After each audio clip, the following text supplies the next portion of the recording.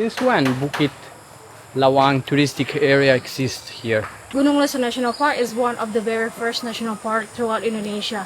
It started to be open on, I think, 80s and start developing as a orangutan rehabilitation center here, Sinch. And then the rehabilitation center closed down, and then it continued to become an ecotourism area around this place. So that means how we can create this, like concept that the people who live next to the forest can still get something, like without cutting down the forest, as a solutions to protect the area itself. People who lived here before the ecotourism, most of them working as illegal loggers, like cutting down the trees and sell the woods. But this is protected forest, like the animal actually rely on the woods, on the trees that pretty much growing on this forest, so it needs to be protected.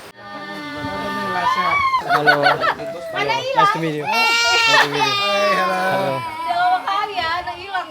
Yeah, just say hi, and she was like, "Where the hell have you been? Why everybody likes to touch my hand?" Because you are short, so that's the first thing that they...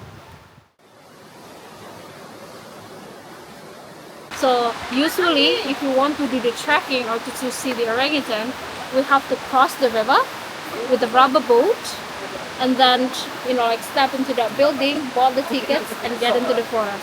But because of the flash flood again on 2012, so after the 2006, there's another flash flood, which was recently in 2012, if I wasn't mistaken. But it was pure water. So it's pretty much only destroying this area that very close to the water only, like this area was destroyed.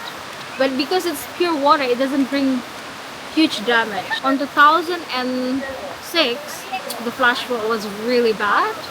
It was also because it carried rock, like I told you, and strong possibility there's some people actually like illegal cutting down of the forest on the top. Okay. That's why it's like Yeah. But think about it, with a parking lot full of concrete, you don't have anymore the problem of flooding.